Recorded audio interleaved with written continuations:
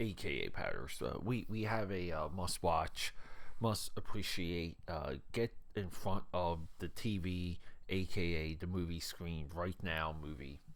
The 2024 flick, because this is the Film Buff Podcast and we call movies flicks. 2024, Pamela Anderson, aka Barbed Wire. She's in this movie called The Last Showgirl. And everything around this movie, everything about this movie, it's of note, it's of conversation, and it's of your attention.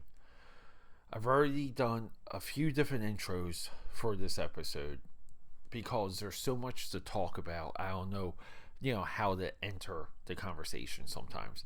And I just record, delete, and I sometimes, in this case, you do that for almost 1 hour. It's maddening.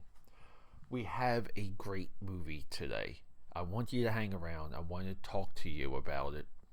And I just want to build a couple arguments of what I've seen in this flick because I think they're important and I think it's a lot of interesting positions, not just with where we're at with American filmmaking, where we're at with comeback movies, where we're at with Dave Bautista, where we're at with the Academy Awards, but this movie could be a apology, and it's a weird one because I view comeback movies as very empathetic. So let's go. We gotta talk. Quiet on the set. Camera speed. Sound production. Take 1. Action.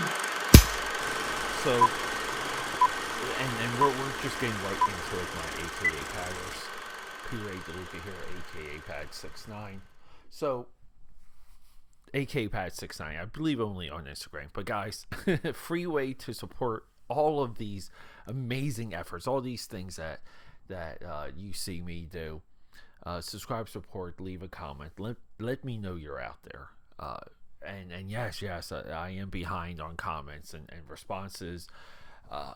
Every single time I sit down to catch up, I start working on the website, or I pick up the phone, or I look at my email. It's all of that stuff. But we got something significant today, my AKAPADers. Comeback movies. The first one I experienced was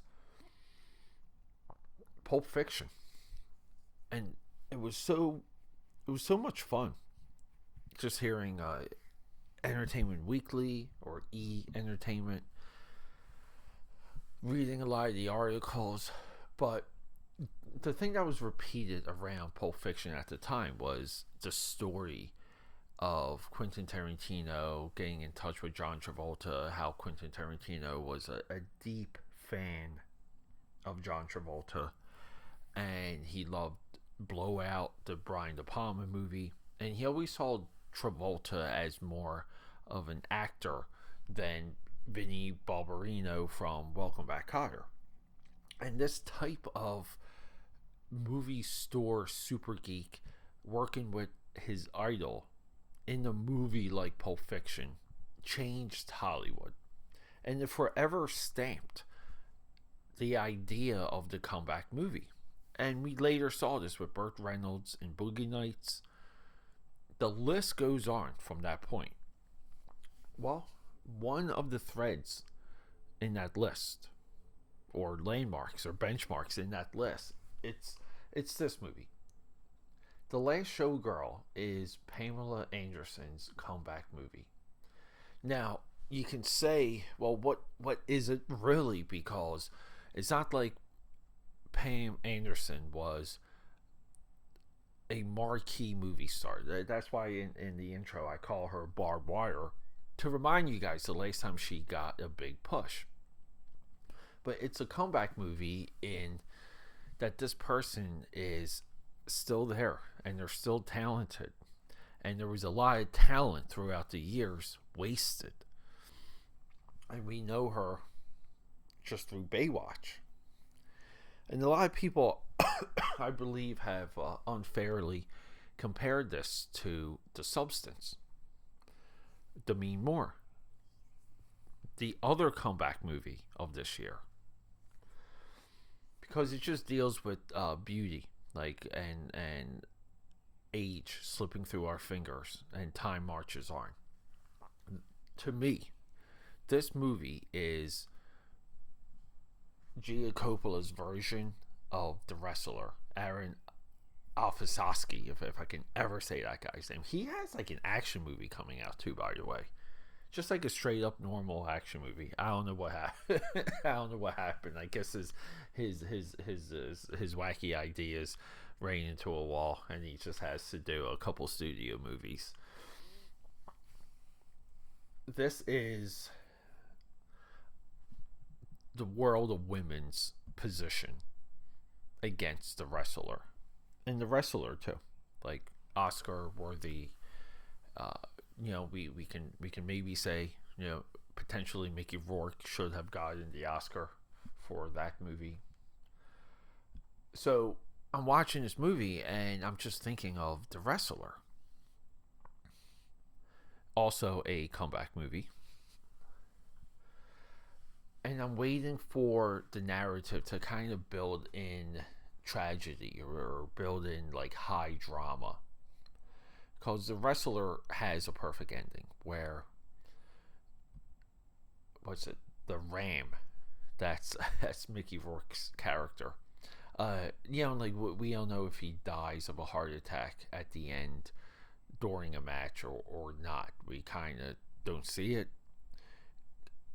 The credits roll, and everyone moves on with their day. But it's a great what if, and if you talk to a lot of people about the Wrestler, to hear what they think of that scene, very much there. And AKAPADers, all apologies. Because I still have a tickle in my throat.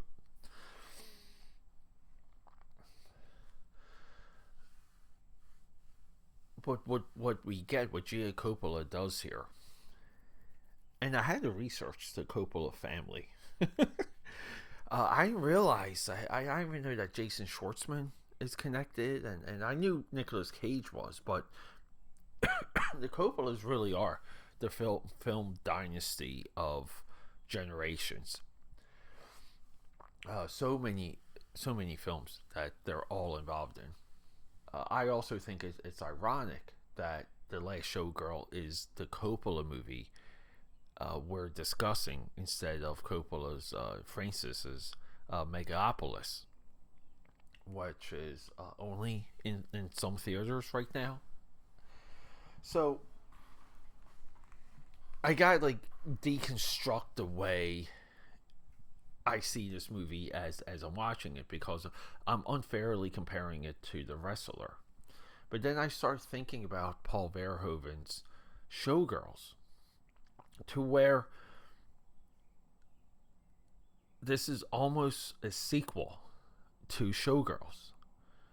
It's this extension of Showgirls. We can watch Showgirls and then watch The Last Showgirl and get a narrative. We get this really big sketch. And it doesn't mean we have overlapping characters or any of these other things, but Jamie Lee Curtis, who is phenomenal in this flick, is she supposed to be Elizabeth Barkley? I don't know. I don't even know Jamie Lee Curtis's character's name, or Elizabeth Barkley's character name in Showgirls, but it's so interesting. It's very similar to where when I watch Michael Mann's Heat, I think of one of his earlier movies called Thief, and it's almost like James Caan's character in Thief. It almost works as he works as an older version of Robert De Niro's character in Heat.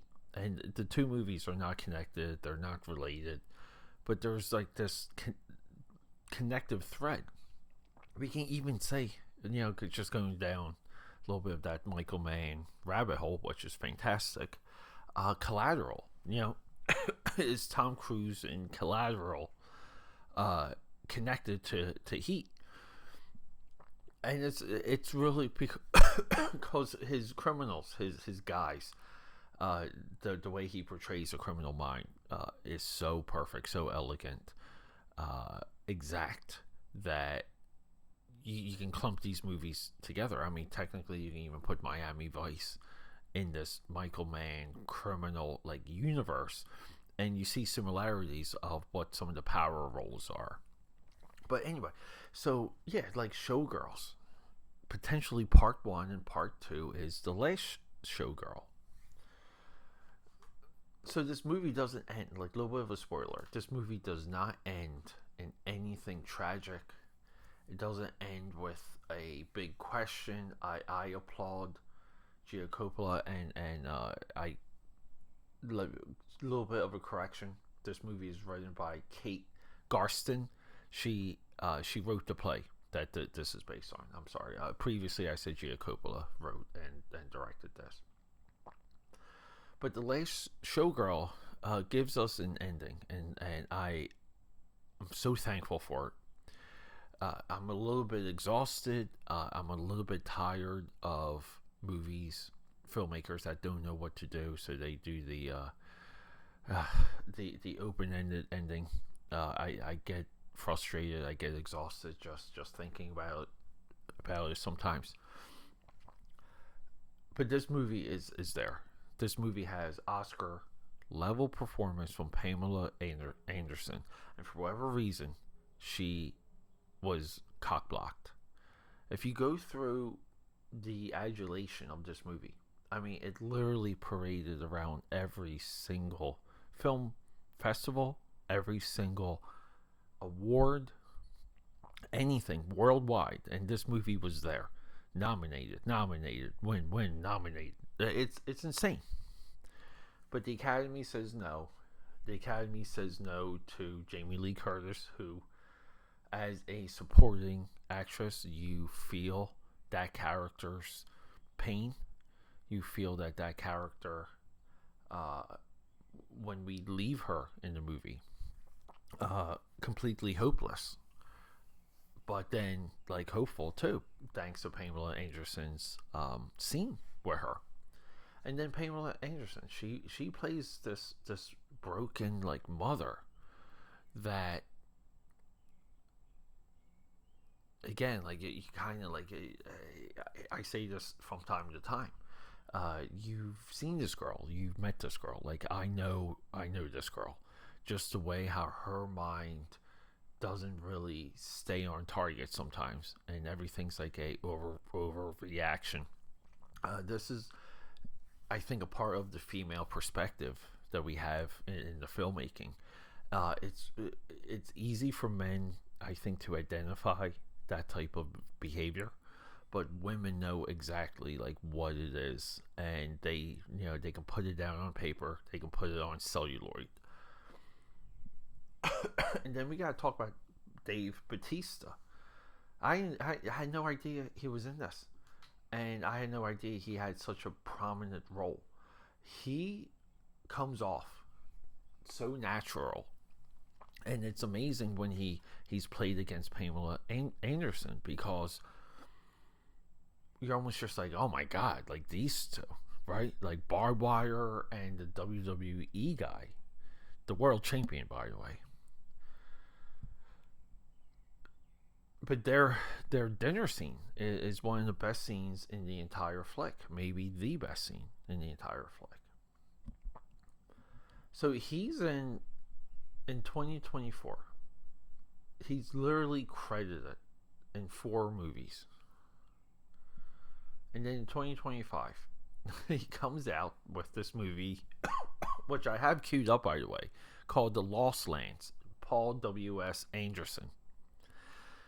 So he's in this Lost Lands movie, and just the opposite of these two roles.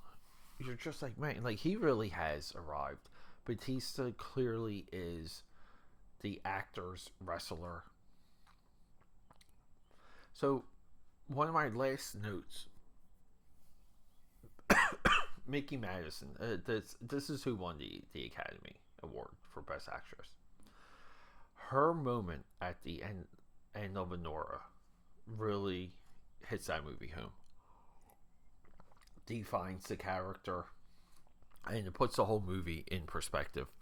And it's just something you kind of see coming, you kind of don't, but when it's there, it's perfect. It's awesome where we had two movies that recontextualized the movie at the very end recently. One's called Presence by Steven Soderbergh. We have two movies of his, including Presence, coming. And Nora. So I give her, I really do, I give her so much credit for that. But here's the thing, for comeback movies, you're supposed to get nominated. Sylvester Stallone, Creed, comeback movie, right? You're supposed to get the nomination. You're not supposed to get the win. The very fact that Pamela Anderson is not nominated for this movie really shocks me. It just makes me a little bit more angry towards the Academy, and Academy Award season just frustrates me.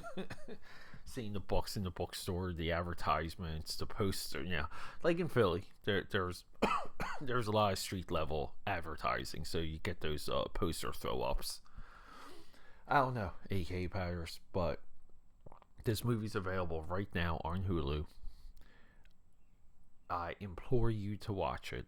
I'm bumping the conversation about The Last of Us to bring you this, because I feel like this is a little bit more important, even though I know if I drop the Last of Us episode when you guys are hearing this or listening, hanging out with me, the Last of Us episode would crush this one. But that's not what this podcast is all about.